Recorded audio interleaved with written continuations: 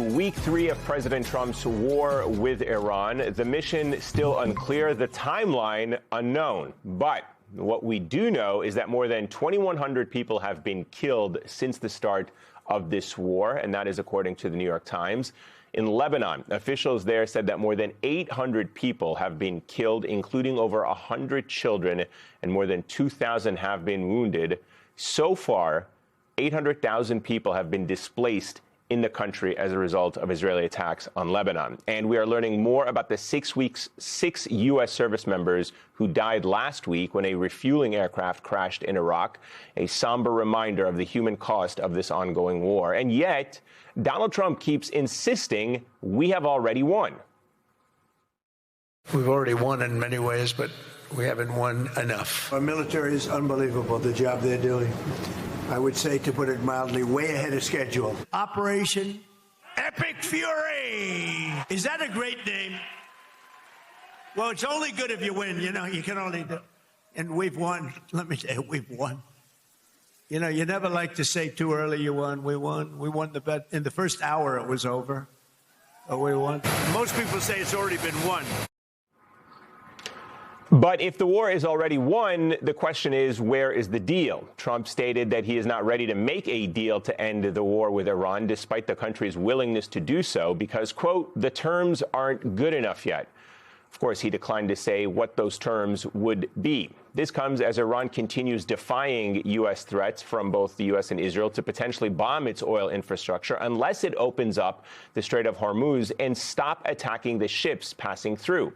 The Iranian foreign minister exclusively telling me that the strait is open to everyone except the U.S., Israel, and Iran's adversaries.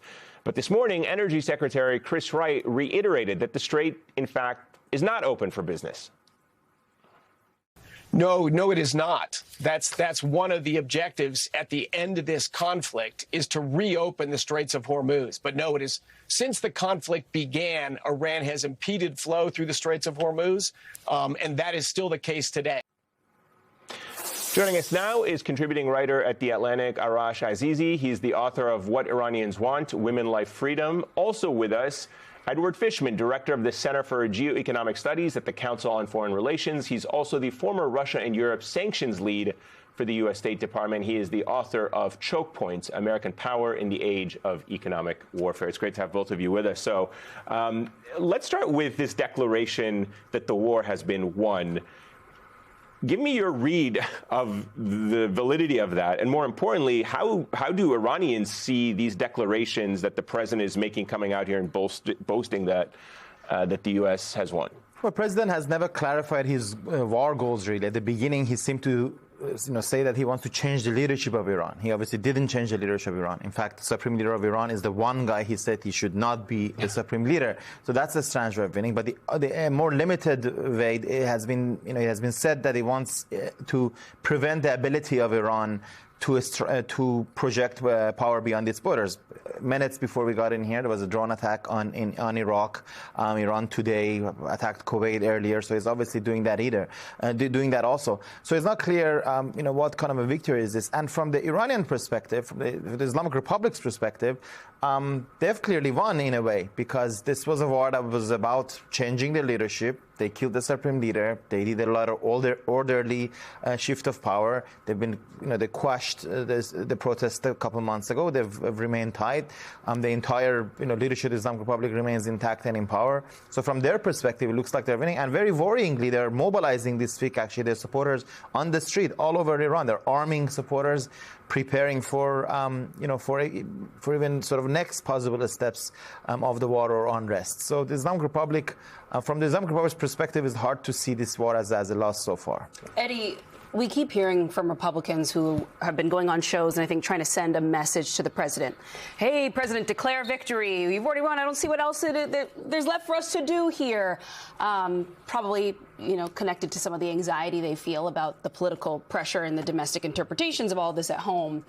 But I'm curious, if in their best case scenario, President Trump were to actually decide in the next couple days, we have won, it's over, we're going to stop, would things go back to normal all that swiftly? No. And I think this is the thing that the Trump administration miscalculated at the beginning of the war. It's not up to the United States whether the Strait of Hormuz is open. It's not up to Israel whether the Strait of Hormuz is open.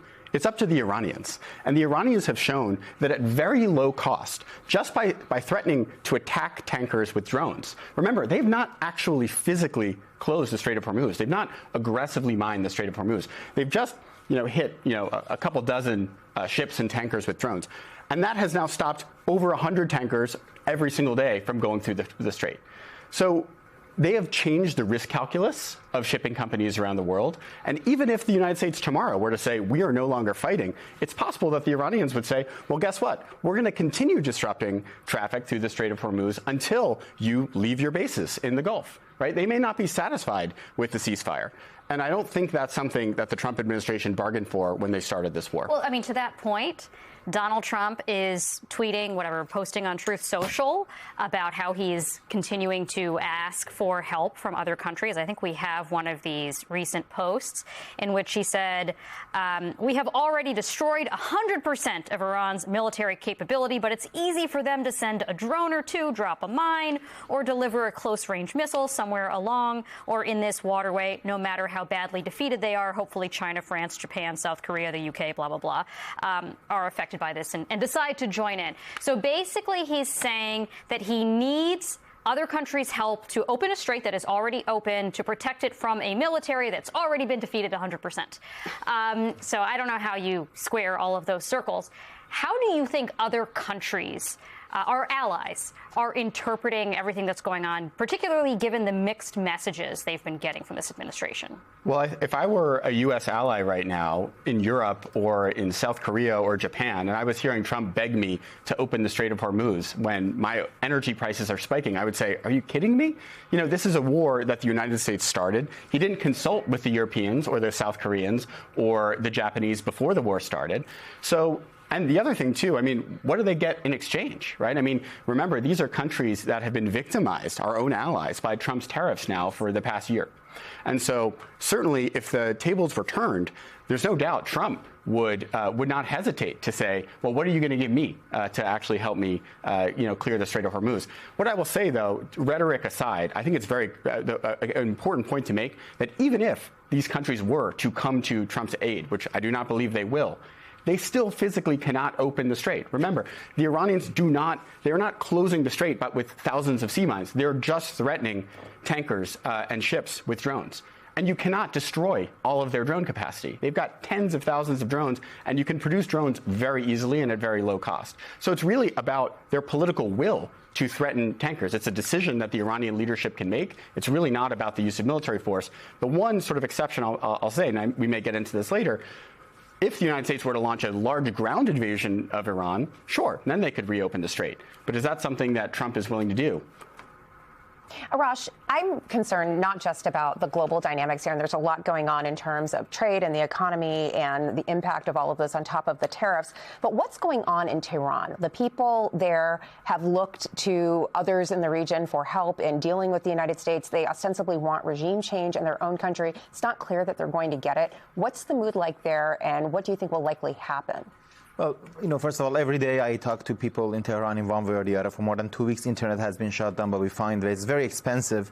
First of all, we want to know friends and family are alive, really, every day you're checking. And life under war also finds shapes that are kind of funny or unbelievable. I had a friend who went back to Tehran after a few days, and she said she really missed the coffee, and so the risks that people take. So they try to go on, despite everything.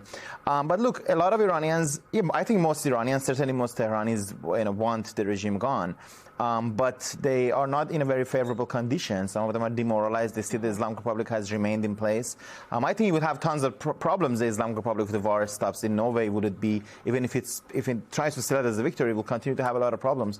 But I think, the opponents of the Islamic Republic don't have at this level, at this moment, unfortunately, the kind of level of organization and coherence that it will take to dislodge the regime. It's not impossible, but it's pretty hard.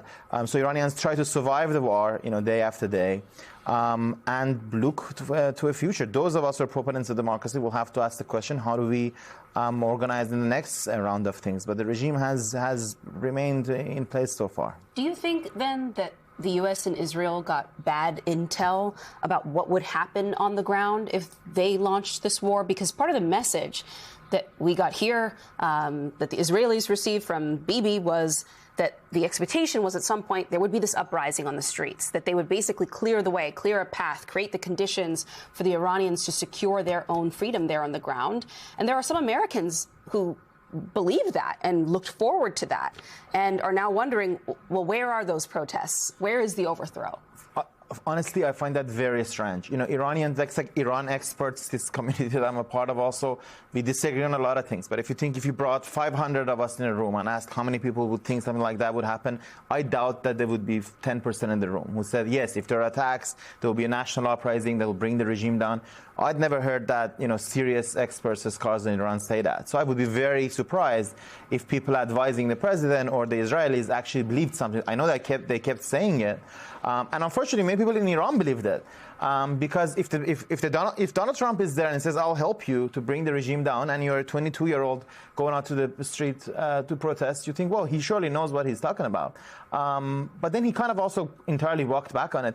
Important supporters of the president who've advocated regime change for years now are saying, well, actually, the goal was never really regime change. If you've lost John Bolton in the regime change conversation, you really are going in the wrong direction. Yeah, so I'm very surprised that I asked myself this question. So it becomes a bit cynical. I mean, do they really believe that this was what... Can you explain why this was such an unlikely outcome? Well, because first of all, it's very hard to go out protesting while there are bombs falling over you, like you want to stay alive. Secondly, because, you need... Look, it's a fact. We don't have the kind of organized presence, organized networks. And this is not the African National Congress of the late 80s. It's not the Solidarność Coppola in the late 80s, where, there were these movements where, there was leadership, there was central structure that could decide. We just don't have them. And the regime has a minority, but they are organized. I mean, they've shown it that they're organized. They also have the guns. Exactly. They have. So to wage a war against this, to wage an uprising against this and win, you would need a leadership, you would need organization. And you would basically need, what is most importantly, you would need to cause a crack in the security forces, which would require a kind of politics, messaging, kind of deftness. Look, I spoke to someone who is, a pro-regime person.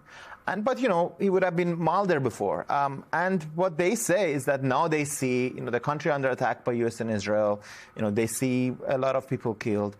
So if anything, they're more hardened. So the chances of them leaving the security forces, whereas even look, President Khatami, for example, a reformist who was effectively out of the political sphere, effectively has supported the new supreme leader. So the regime has actually added to its coherence, not the other way around, so far.